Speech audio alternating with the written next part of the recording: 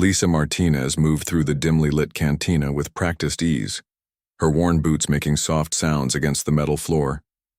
The Nebula's Rest was not the prettiest place on Haven Prime Station, but it served its purpose.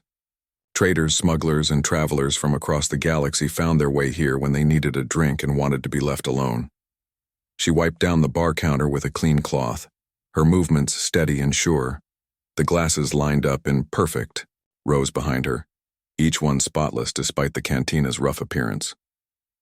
Lisa had been working here for 6 months now, and the regulars had grown used to her quiet presence. She spoke only when spoken to, took orders without complaint, and never asked questions about anyone's business. The evening crowd was starting to filter in. Captain Rodriguez, a human freight hauler, settled into his usual spot at the far end of the bar. He nodded at Lisa and she poured his regular drink without being asked. A group of Altarian traders took a table near the back, their blue-green skin glowing softly in the low light. They chatted in their musical language while Lisa brought them their preferred fermented juice. "Quiet night," Captain Rodriguez said, taking a sip of his whiskey. Lisa nodded but said nothing. She had learned that people came to places like this when they wanted to escape from talking. Her job was to provide drinks, not conversation. The cantina's main door slid open with a soft hiss and 3 more customers entered. Lisa glanced up from the glass she was cleaning and immediately noticed something different about these newcomers. They carried themselves with an air of importance that most spacers lacked. Their clothes were finer, their movements more deliberate. The first was a tall woman with silver hair pulled back in an elaborate style. Her jacket was made of expensive fabric, and she wore jewelry that caught the light as she moved. Behind her followed 2 men in matching dark suits, their eyes constantly scanning the room like bodyguards. Lisa set down the glass and waited. The woman approached the bar while her companions found a table nearby. "I need information," the woman said in standard Galactic, her accent marking her as someone from the core worlds. "I serve drinks," Lisa replied simply.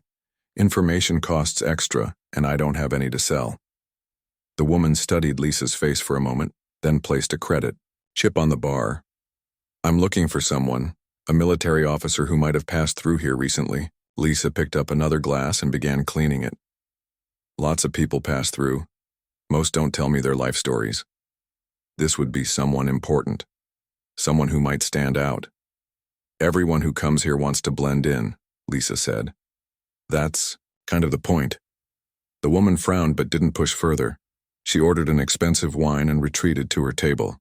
Lisa served the drink and returned to her work, but she could feel the woman's eyes on her from time to time. The evening continued as usual. More customers arrived, filling the cantina with the low buzz of conversation in a dozen different languages.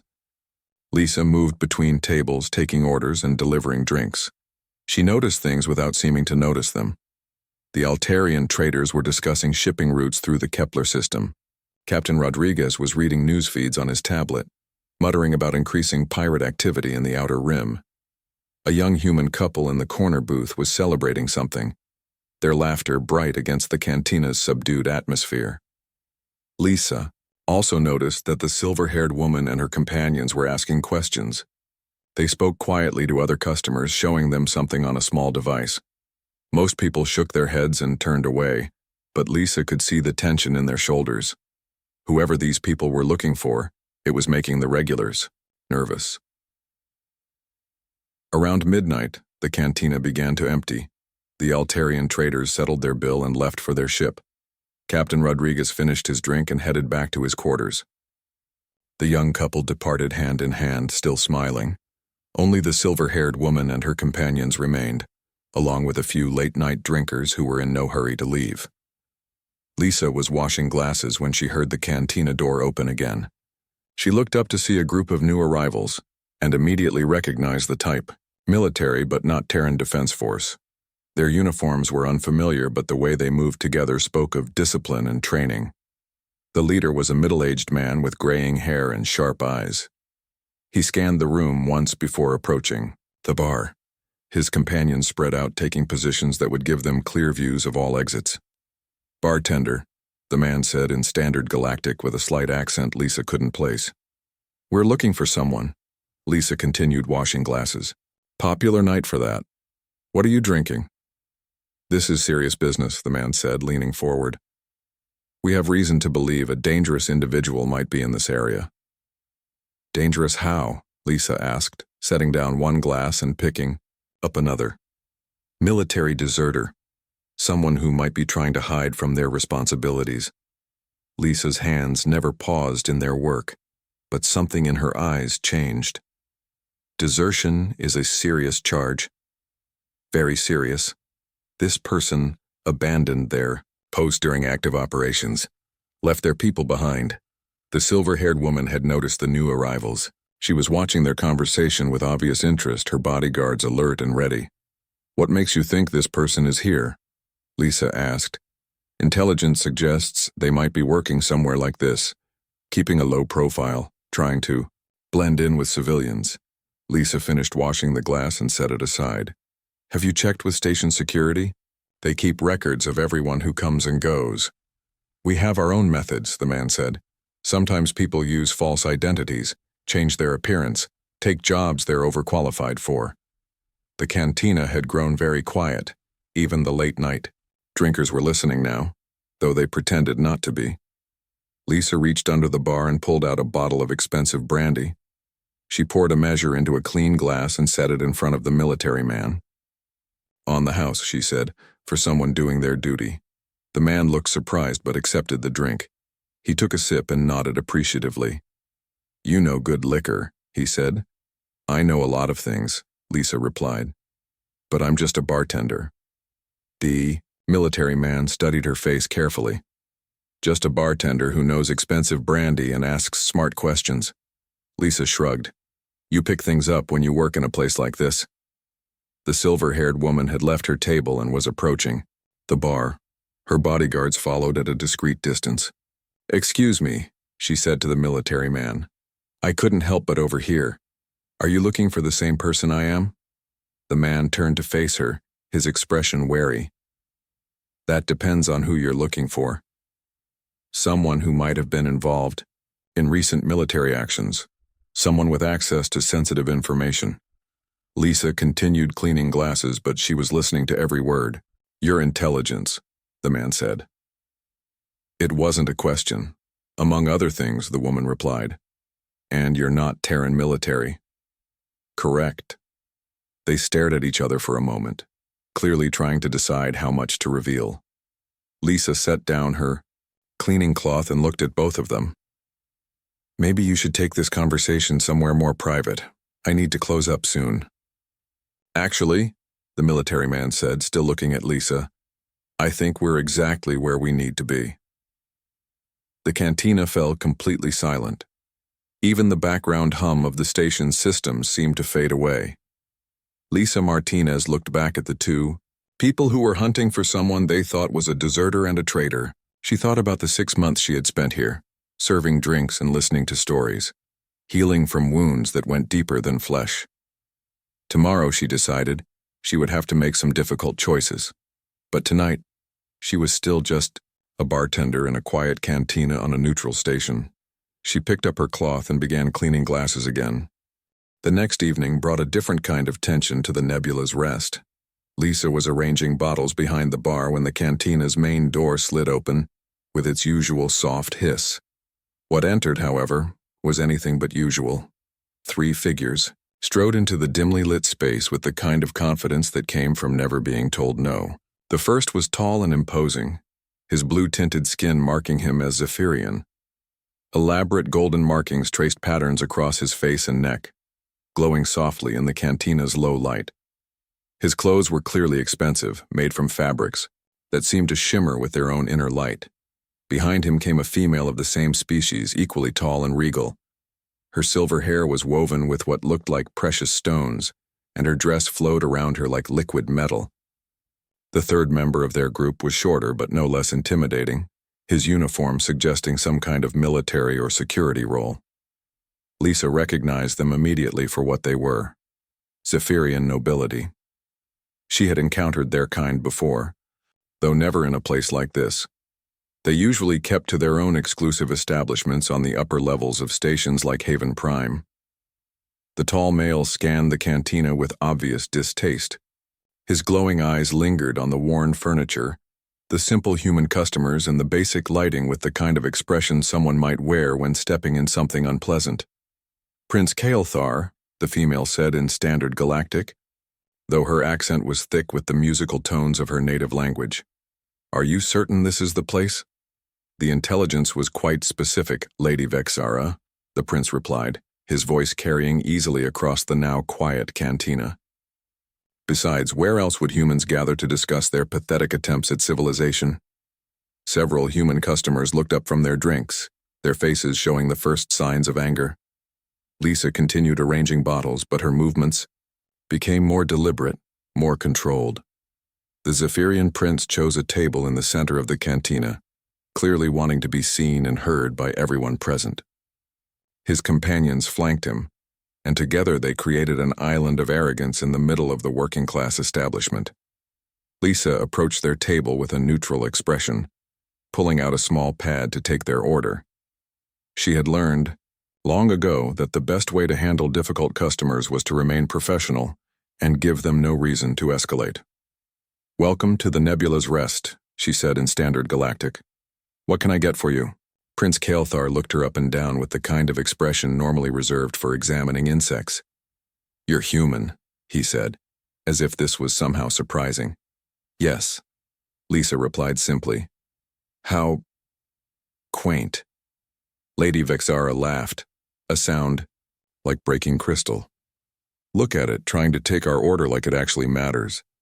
Lisa's grip on her pad tightened slightly, but her expression remained unchanged. "What would you like to drink?" "Something that hasn't been contaminated by human hands," Prince Kael'thar said loudly enough for the entire cantina to hear. "Though, I suppose that's impossible in a place like this." "We have imported Centaurian wine," Lisa offered. "Sealed bottles, untouched since leaving the vineyard." "How thoughtful," the prince said in a mocking tone. "The little human knows about real wine. Did someone teach you to read the labels?"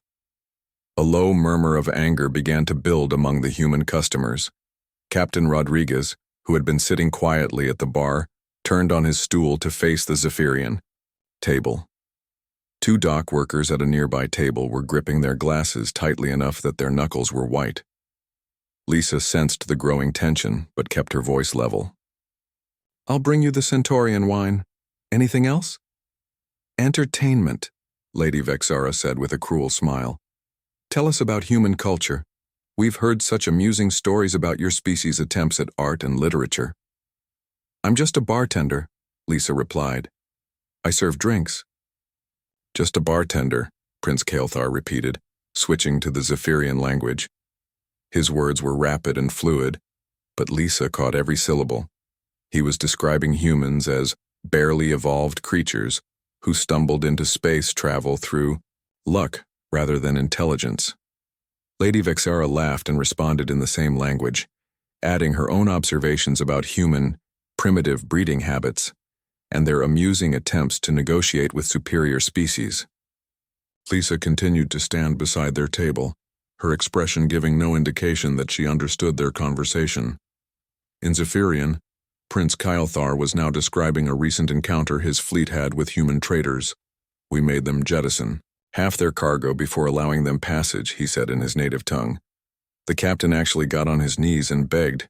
It was pathetic, even by human standards." "Did you record it?" Lady Vexara asked, also in Zephyrian. "Of course. My father will find it amusing. Nothing entertains the royal court like watching humans grovel." Lisa turned to go get their wine, but Prince Kael'thar called out to her in standard Galactic. "Wait, little human. We're not finished with you yet." She turned back, her face still showing nothing but professional patience. "We were just discussing your species' place in the galactic community," the prince said with a smile that showed too many teeth. "Tell me, do you truly believe humans belong among the stars? Or do you sometimes wonder if you should have stayed on your little mud ball of a planet?" The cantina had gone completely silent now. Even the background music seemed to have stopped. Every eye was on Lisa, waiting to see how she would respond to such an obvious insult. "I think everyone deserves a chance to explore the galaxy. Lisa said quietly. How noble, Lady Vexera said. And how naive. The galaxy is not a place for the weak or the stupid. It belongs to those strong enough to claim it and intelligent enough to hold it. Prince Kael'thar leaned back in his chair, clearly enjoying himself. Do you know what I told the human captain before I let his ship go? Lisa said nothing. I told him that humans were only allowed in space because we permit it. That any time we chose, we could sweep your pathetic little colonies away, like dust. That seems unnecessary, Lisa said. Unnecessary? The prince's voice rose with mock outrage. My dear little bartender, it's educational. Your species needs to understand its place. He switched back to Zephyrian, speaking to Lady Vexera. Look at this one, standing there like she has some kind of dignity. They all think they're important. Lisa reached into her apron and pulled out a clean cloth.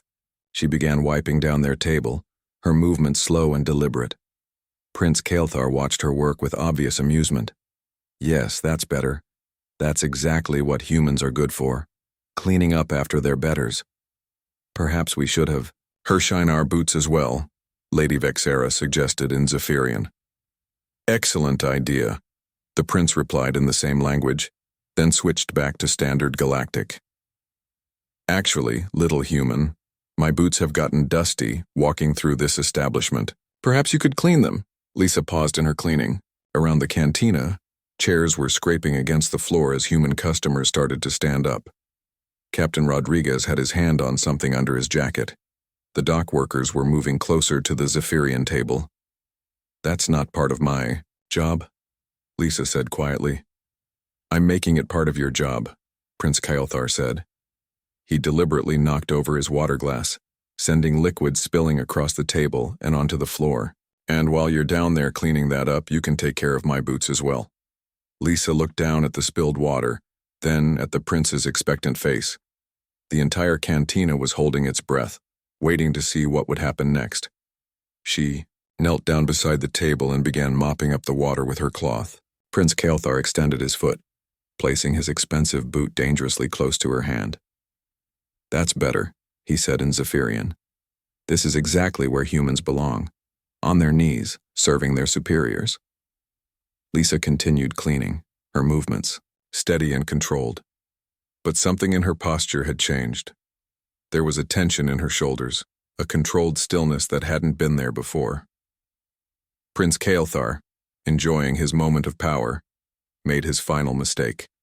Still speaking in Zephyrian, he began describing classified military movements, boasting about fleet positions and strategic plans, secure in his belief that no human could possibly understand his words. The cantina waited in tense silence as Lisa finished cleaning up the spilled water. When she finally stood up, something had fundamentally changed in the room, though no one could quite identify what it was.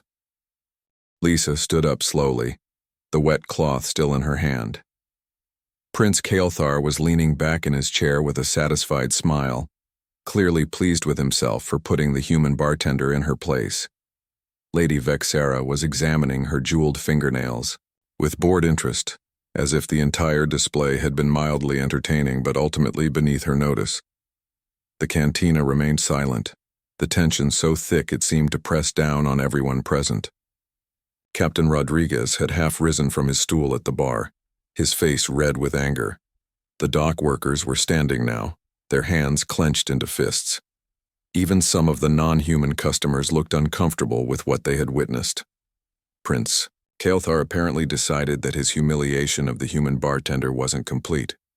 Still speaking in Zephyrian, he turned to Lady Vexera and began to elaborate on his earlier boasts about military matters. The Fourth Fleet should be in position at the Kepler Junction by now, he said in his native language, his tone casual and confident. Admiral Zektar confirmed the deployment yesterday. 12 heavy cruisers and support vessels positioned to intercept any human shipping that tries to use the main trade route. Lady Vexera nodded, responding in the same language. And the weapon shipments to the Outer Rim colonies? Delayed by at least 2 weeks, Prince Kael'thar replied with obvious satisfaction. Our blockade ships are inspecting every cargo vessel. The humans won't receive their defensive systems anytime soon. Lisa continued to wipe down nearby tables, moving closer to their conversation. To anyone watching, she appeared to be doing her job, cleaning up after the evening's customers. But her movements had become more purposeful, more focused. Prince Kelthar was warming to his subject now, apparently enjoying the opportunity to boast about Zephyrian military superiority. The mining station at Vega 7 has been particularly troublesome, he continued in Zephyrian. The human workers keep demanding better safety equipment and higher wages. Admiral Zektar suggested we simply replace them with automated systems. Wouldn't that violate the labor agreements? Lady Vexara asked. What are they going to do about it? The prince laughed. File a complaint with the Galactic Council? We have 3 council members in our pocket already. Lisa paused in her cleaning, the cloth motionless in her hand for just a moment. Then she resumed her work, but something in her posture had shifted. The casual movements of a tired bartender were being replaced by something more controlled, more precise. Prince Kelthar was still talking, his voice growing louder as he became more excited about his topic. The best part is the trap we're setting near the Centauri system. 3 patrol ships disguised as merchant vessels, waiting for human military scouts to investigate. When they do, we'll capture them and use the intelligence to plan our next moves. Brilliant, Lady Vexara said. Your father will be pleased with the results. The old fool thinks I'm not ready for real command, Prince Kelthar replied with a bitter edge to his voice. This operation will prove him wrong.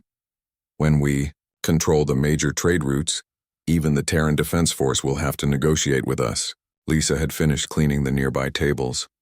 She walked back toward the Zephyrian table, her steps measured and even. The wet cloth was still in her hands, but now she was folding it with mechanical precision.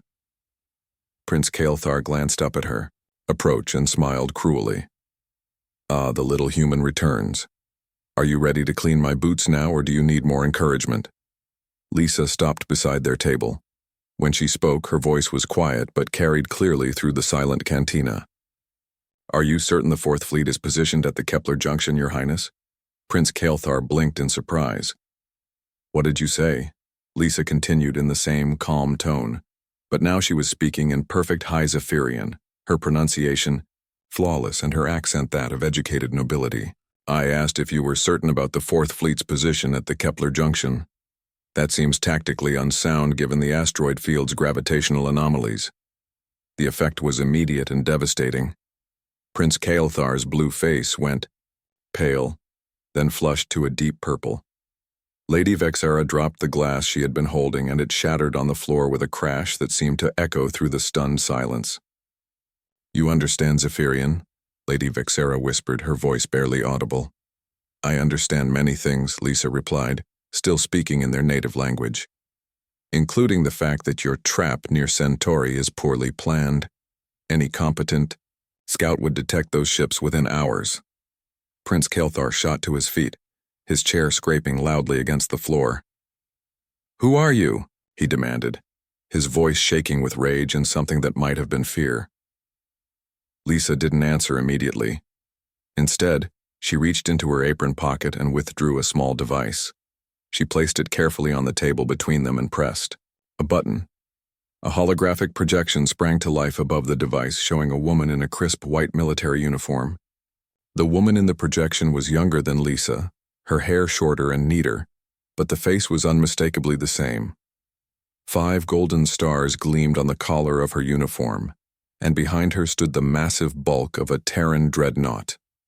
The cantina erupted in gasps and shocked murmurs. Captain Rodriguez nearly fell off his stool. The dock workers stared with their mouths open. Even the few non-human customers who had remained seemed stunned by what they were seeing. Admiral Lisa Martinez, the hologram announced in a clear, authoritative voice. Terran Defense Force 5th Fleet Command. Service record includes the Battle of Centauri Prime, the liberation of the Vega colonies, and the successful defense of the Outer Rim territories against hegemony forces. Prince Kelthar staggered backward as if he had been physically struck. That's impossible, he said, switching back to Standard Galactic. Admiral Martinez is supposed to be on medical leave, Lisa finished for him. Yes, I am. Have been, for 6 months now. Recovering from injuries sustained during my last engagement with hostile forces. Lady Vexara had gone completely silent, her face a mask of horror as she realized the full implications of what had just happened. They had not just insulted a random human bartender, they had revealed classified military information to one of the most respected and dangerous military commanders in known space. Lisa deactivated the hologram and slipped the device back into her pocket. Around the cantina, the other customers were beginning to whisper among themselves. Some of the humans were looking at her with newfound awe and respect. Others seemed uncertain, as if they couldn't quite process what they had just witnessed. Admiral Martinez, Prince Kelthar said, his voice now carefully controlled. This is a misunderstanding. We were simply discussing classified military operations in a public establishment. Lisa interrupted, her voice carrying the authority of someone accustomed to being obeyed, including fleet movements, strategic positions, and planned operations against civilian targets. We have diplomatic immunity, Lady Vexara said quickly. You cannot take action against us. I'm not planning to take action against you, Lisa replied calmly. However, as a ranking officer of the Terran Defense Force, I am obligated to report security breaches to the appropriate authorities. Prince Kelthar's military companion, who had remained silent throughout the confrontation, stepped forward. Admiral, he said in accented Standard Galactic, perhaps we could discuss this privately. Lisa looked at him with the kind of gaze that seemed to see right through a person. And you are? Commander Thexmol, Zephyrian Royal Guard. I was assigned to ensure their Highnesses' safety during this diplomatic mission. Then you failed in your duty, Commander, Lisa said simply. Your charges have compromised operational security and potentially endangered lives throughout this sector. The weight of her words settled over the cantina like a heavy blanket. Captain Rodriguez was staring at Lisa, as if seeing her for the first time. The dock workers were whispering excitedly to each other, probably already planning how they would tell this story to their friends. Prince Kelthar made one last attempt to regain control of the situation. You're just a bartender, he said, but his voice lacked conviction. Lisa picked up the cloth she had been using to clean tables and began folding it again with mechanical precision. Yes, she said quietly. I'm just a bartender. But yesterday, I was Admiral Martinez, and tomorrow I might be Admiral Martinez again. Tonight, however, I'm the bartender who listened to you reveal military secrets while you thought I was too stupid to understand. She looked directly at Prince Kelthar, and for a moment her expression showed exactly why she had become one of the most feared military commanders in the galaxy. The question now, she said, is what we're going to do about it. The silence in the nebula's rest stretched on for what felt like hours but was probably only seconds. Prince Kelthar stood frozen beside his chair, his purple face showing a mixture of rage, fear, and disbelief. Lady Vexara had sunk back into her seat, staring at Lisa as if she were seeing a ghost.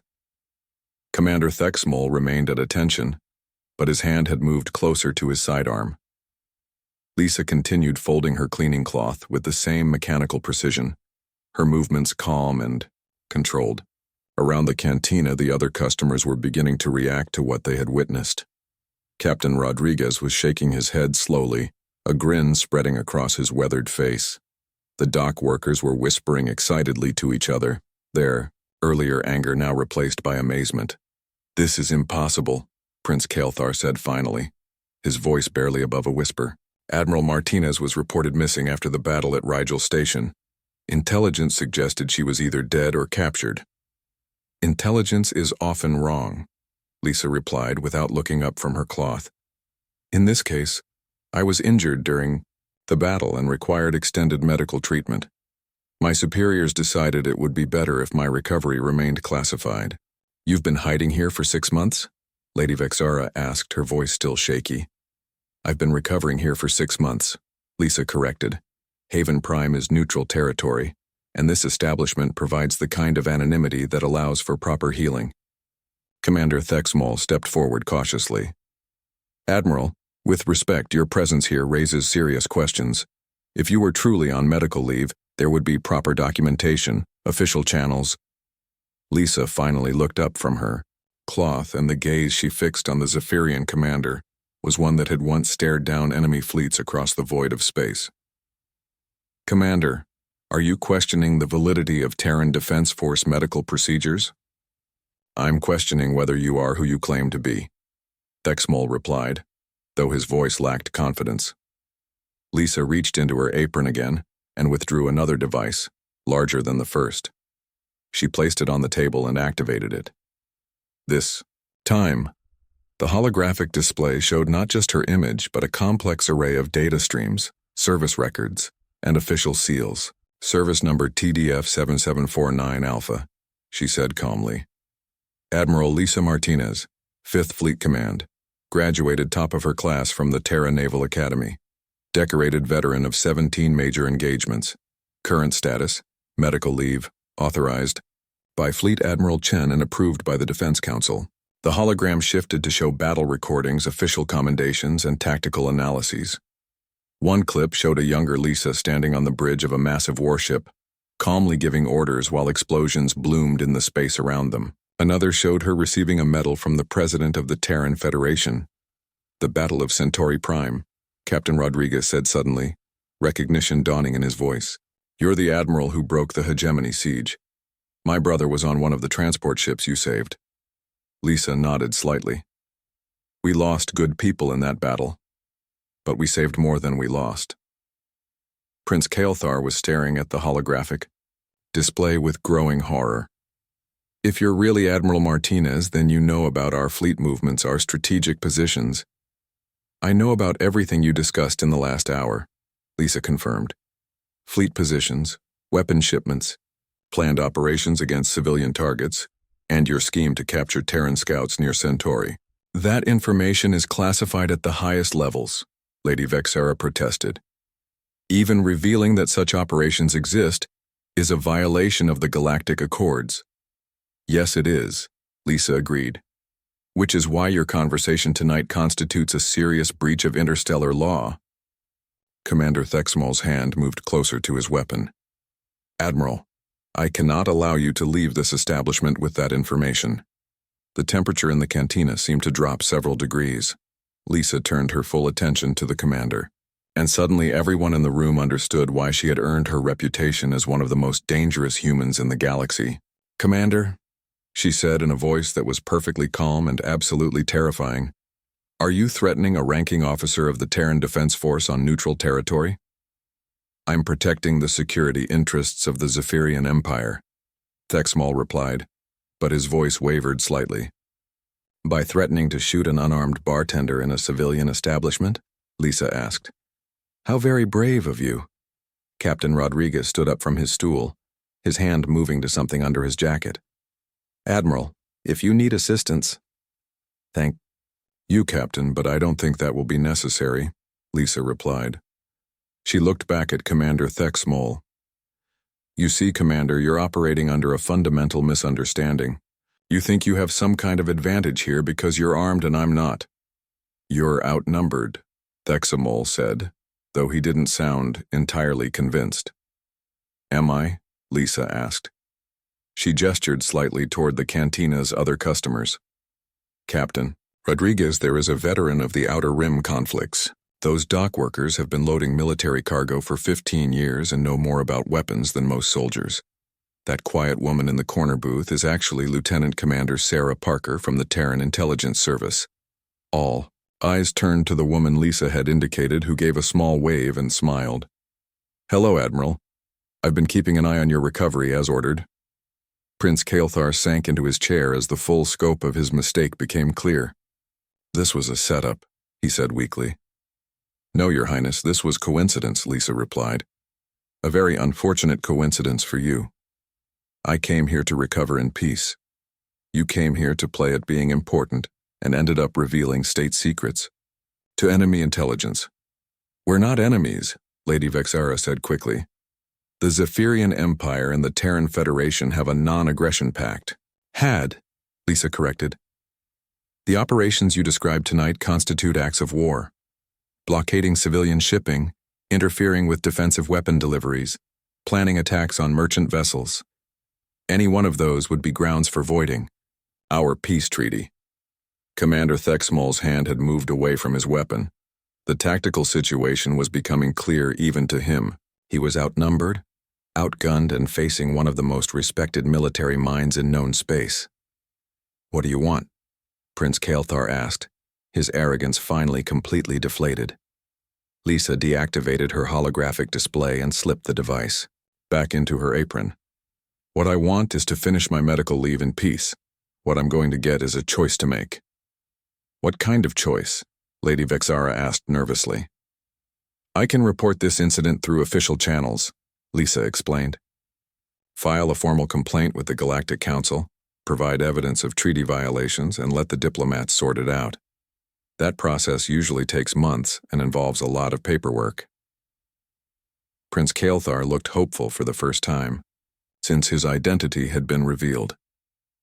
Or I can handle this informally," Lisa continued, "as one military professional dealing with others who made a serious mistake." "What would that involve?" Commander Thexmol asked. Lisa picked up her cleaning cloth again and began wiping down the table where the prince had spilled his water. "A formal apology, full compensation for the intelligence breach, and assurance that the operations you described will be cancelled immediately." "I don't have the authority to cancel fleet operations," Prince Kael'thar protested. "Then you'd better find someone who does," Lisa replied. "Because those are my terms for keeping this unofficial." Lady Vexara leaned forward. "And if we refuse?" Lisa stopped cleaning and looked directly at her. "Then I contact Fleet Admiral Chen tonight and inform him that the Zephyrian Empire has violated our peace treaty. By tomorrow morning, every major news service in the galaxy will be running stories about Zephyrian acts of war against civilian targets. Your father's government will spend the next year trying to explain why they authorized attacks on merchant shipping." The weight of the decision settled over the Zephyrian nobles like a heavy blanket. Around the cantina, the human customers were watching with obvious satisfaction as their former tormentors were backed into a corner. Prince Kael'thar looked at his companions, then back at Lisa. "If we agree to your terms, how do we know you won't report this anyway?" Lisa resumed her cleaning. "Because I'm tired, Your Highness. I'm tired of fighting wars, tired of dealing with political games, and tired of people who think they can solve problems by threatening others. I just want to finish my recovery and return to my fleet." She paused in her work and looked up at him again.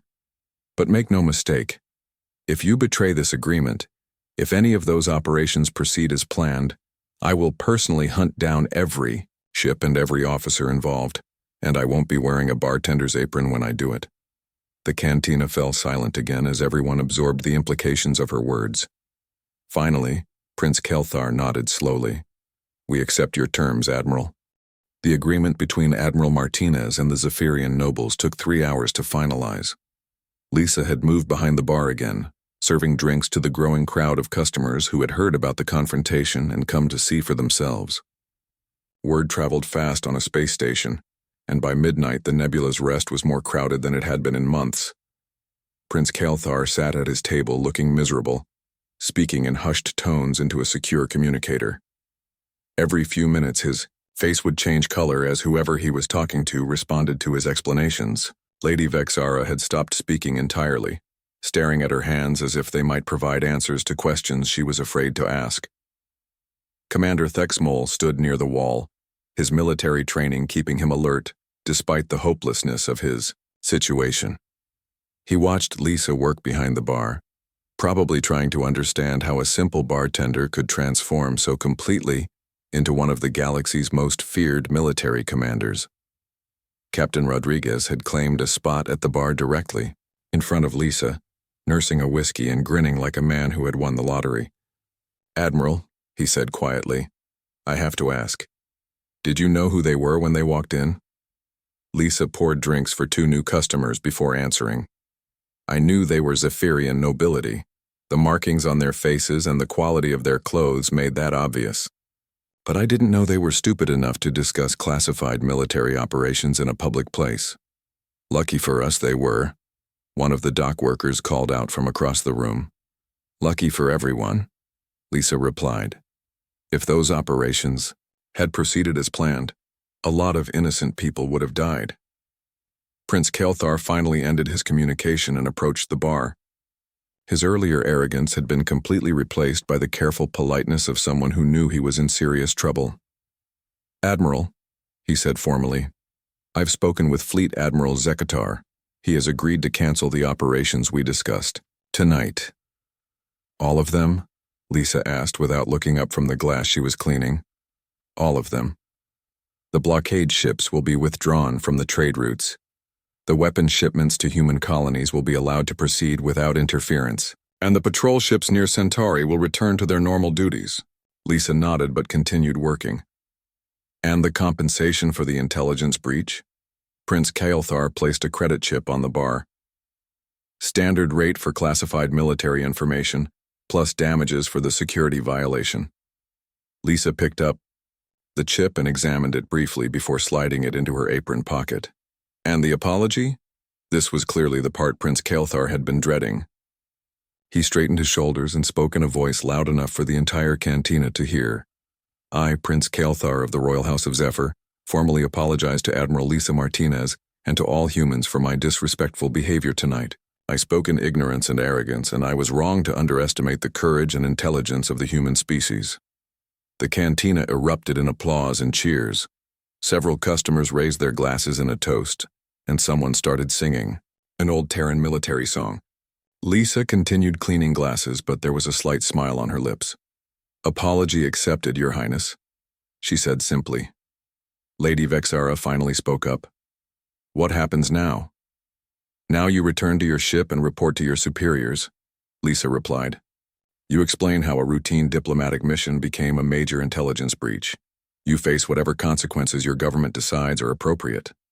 And you? Prince Kaelthar asked. Lisa set down her cleaning cloth and looked at him directly. I finish my medical leave.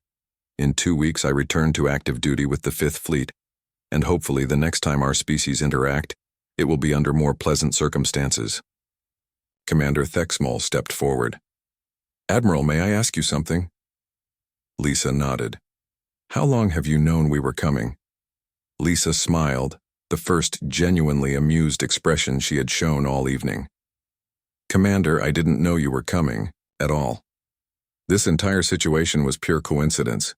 You walked into the wrong cantina at the wrong time and started talking about classified information in front of the wrong bartender. But the other Terran agents, Thexmol protested, gesturing toward Lieutenant Commander Parker. Lieutenant Commander Parker has been here for 3 months, keeping an eye on my recovery as ordered by Fleet Command, Lisa explained. She wasn't expecting you any more than I was. The Zephyrian commander shook his head in disbelief. So this really was just bad luck. The worst kind, Lisa agreed.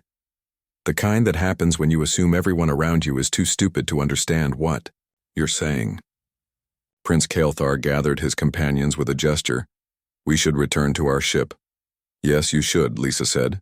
And Your Highness, next time you want to insult a species, you might want to make sure you're not doing it in front of one of their military commanders. The 3 Zephyrians made their way toward the cantina's exit, their earlier confidence replaced by the careful movements of people who knew they had narrowly avoided disaster. As they reached the door, Prince Kaelthar turned back one last time. Admiral Martinez, he called out. For what it's worth, I hope your recovery goes well. Lisa raised her hand in a small wave. Thank you, Your Highness. Travel safely. After they left, the cantina remained crowded for another hour as customers celebrated what would undoubtedly become one of the most famous stories in Haven Prime's history. Lisa continued serving drinks, answering questions, and accepting congratulations from people who couldn't quite believe they had witnessed such an event. Captain Rodriguez was the last customer to leave, and he lingered at the bar as Lisa began her closing routine. Admiral, he said, can I ask you something personal? You can ask. I might not answer. Why did you let them off so easy? You could have destroyed their careers. maybe even started a war. Lisa finished stacking glasses and turned to face him. Captain, I've fought in enough wars to know that they solve very few problems and create many new ones. Prince Kael'thar made a mistake tonight, but he's young and stupid, not evil.